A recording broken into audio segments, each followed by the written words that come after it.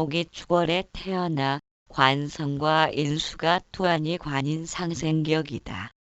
그러나 일지 걸록에 인성이 강해 신왕하여 관성을 용하려 하나 축월은 추우나 인미가 있으니 크게 춥지는 않으므로 년간의 정화를 용해야 할지 애매한 상황이다. 만일 정화를 용한다면 년월은 춥고 일시는 춥지 않으며 대운도 목화를 달리니 길할 것이다. 그러나 관성인 신금을 용한다고 하면 대운의 행로가 목화로 어긋나고 있다. 그러나 천간은 얼굴과 같아 무엇으로도 가릴 수 없으니 만일 월간의 기수가 제거되면 상관견관이니 어쨌든 여명에게는 불미할 것이다. 대운 천간에 나타난 정화 무토 기토는 전부 기수를 극하고 합거하므로 부부궁에 문제가 일어나는 시기이다. 그렇다면 일간은 과연 무엇을 가장 우선으로 삼고 있는지를 살펴야 한다. 내가 좋아하는 것을 남들도 전부 좋아하지는 않는 법이라 일간의 주위를 살피면 관인 상생으로 일간에게 들어온다. 즉 남편의 사랑을 독차지하고 싶은 기운이 강하다. 또한 월간의 인수는 상관을 정계중하니 무력한 식상은 극을 당할 수밖에 없다. 따라서 자식도 둘째 문제고 무엇보다 남편에 대한 갈구가 심하다. 그러면서도 일지는 비견으로 자존심을 깔고 있다. 자신은 까딱도 하지 않으면서 남편이 나를 공주 모시듯 섬기기를 바란다는 것이다. 월지축토는 금의 묘고로서 남편인 금을 가두려는 성질이 있으며 충mit중으로 동하고 있다. 상황이 이렇다면 이제 일간은 세상 모든 것을 다 주고라도 남편의 사랑을 원할 것이다. 만일 모든 것을 다 가진다 해도 남편의 사랑이 자신을 향하지 않으면 땅이 꺼지는 피해를 느끼게 된다. 그런데 대운이 화를 향하고 있다. 그것은 관살인 금기를 화급금한다.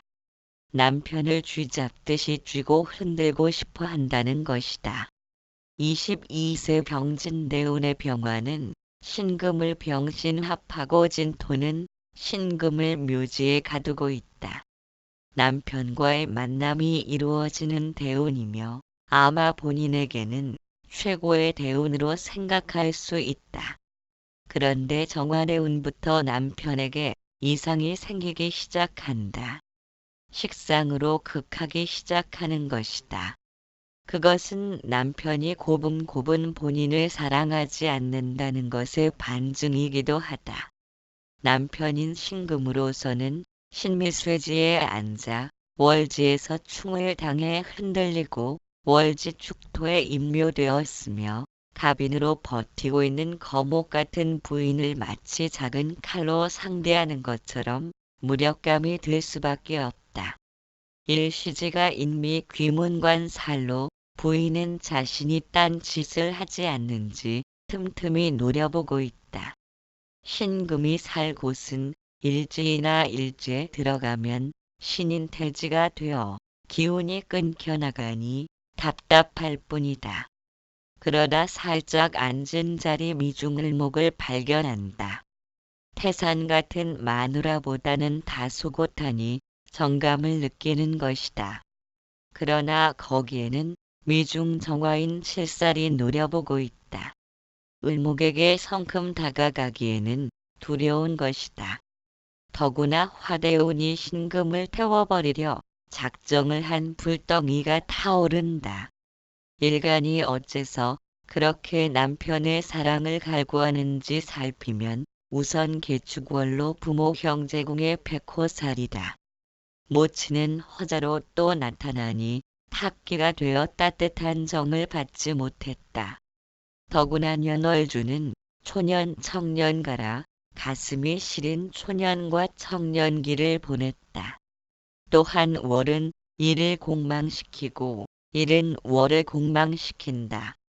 부모 형제가 나를 돌아보지 않으니 나도 차라리 부모 형제를 돌아보지 않으리라 다짐하게 된다. 나는 내 스스로 독립을 해서 보란듯 행복하게 살 것이며 더 이상 소외당하기는 싫다는 절규가 일간이 걸록지를 깔고 앉아 이어진다.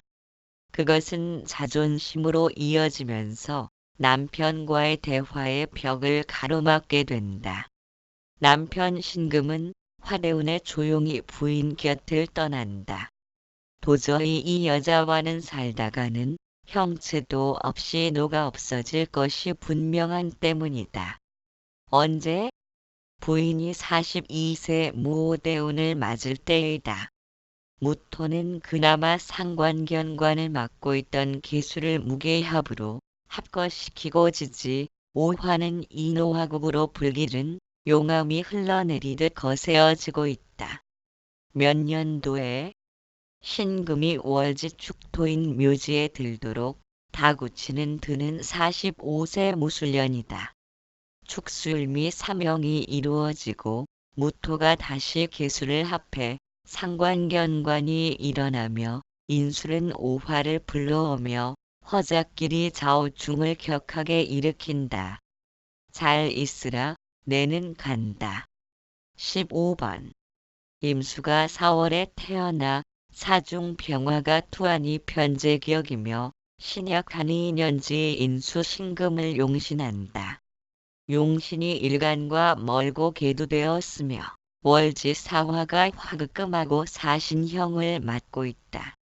27세 경인대운의 인성인 경금이 토하여 신약한 일간을 돕는 기운이다. 일지에는 다행히 습토인 진토가 있어 일간을 돕고 있으며 년지에 신금이 있어 신자진으로 삼합되는 33세 갑자년에 결혼하고 집문서 또한 취득하게 되었다. 비록 세운 천간에는 기신인 간목이 있지만 대운이 경금인 고로 금극목하여 간목이 부서지니 영모가 일어나 악한 왕이 물러난 것이다. 그러므로 20에서 30%의 흉함은 있으나 대체로 길한 편이었다. 이와 같이 세운지 좌우묘유를 원국에서 합해 수국이 되면 기흉에 강한 영향력을 발휘한다. 일지 관성 진토가 있으나 일간으로 들어오는 것은 합으로 움직이게 된다. 남편감인 A를 만나는 것도 일지 진토를 합해야 하니 30세 신유년의 진유합금하니 가능하게 된다. 경대운이면 27에 3일로 나눌 수 있지만 두부 자르듯 나누어지는 것은 아니고 1에 2년 사이에 길한 운이 있다면 그 운을 기다릴 수도 있다. 하여 신자진 삼합하는 33세 결혼이 성립되었을 것으로 판단한다. 만일 신자진 삼합하는 운이 없었다면 도화가 일지로 합되어 들어오는 30세 신유년의 결혼이 이루어졌을 것이라 짐작한다. 그리고 경인 대운, 중인 대운은 신약한 일간에게는 강한 화재성을 생주하는 흉혼이다. 더구나 년월에서 인사신, 사명이 일어나는 흉혼이다. 삼명살은 대체로 신왕한 명에서는 소흉하나 신약한 명에서는 흉이 크게 나타난다. 35세 병인년에는 세운간지가 모두 기신이라 흉한데 대운지 인까지 겹쳐 인사신사명이 일어나는 시기라 불길하다. 그 해에 교통사고가 일어났는데 식상인 인목이 사명을 주도하므로 유산까지 하는 큰 사고를 당한 것이다. 그렇다면 신약한 명에서 인사신 사명을 당한다고 해서 누구나 이처럼 큰 사고를 당하는 것은 아니다. 이 명조는 일지의 진토를 지녔고 인대운에 인화합하여 허자인 술토가 나타나게 되어 진술중으로 흔들리고 있다. 그런데 다시 병인년을 만나 재차 진술충이 일어나며 사명까지 동반하니 흉액을 당한 것이다. 31세에도 임술련을 맞게 되는데 진술중으로 흔들리는 것을 다시 진술중하니 관살이 피해를 당하게 되는데 아직 결혼 전이라 애인과의 불화와 갈등이 심했을 것이다. 이처럼 세운에서 일지를 형충하는데 합으로 구제하지 않으면 일지는 부부궁이며 일간의 하체이기도 하므로 부부이별 관제고설 사고나 수술을 당하기 쉬우며 일지에 있는 해당 육친에게도 화가 일어난다. 그러나 삼합 등으로 왕신이 되는 오행을 충으로 가격하면 왕신의 경로 현상으로 인해 대흉이 일어난다. 월지는 부모 형제궁이며 사회궁이라 세운에서 월지를 형충하면 직업 변동 이사 이전 좌천 등의 현상이 일어나고 부모 형제와의 사이가 좋지 않게 된다. 월지에 있는 해당 육친에게도 화가 미친다. 그러나 일진한연지에서 세운지를 합하여 나오는 오행이 희용신이 되어 기라면 흉의는 매우 약해진다. 또한 월지가 왕진 자오묘유에 해당되고 합으로 강한 힘을 지녔는데 그것을 형충하게 되면 쇠자왕신발 왕신충왕으로 매우 위험한 상황을 맞이할 수도 있다.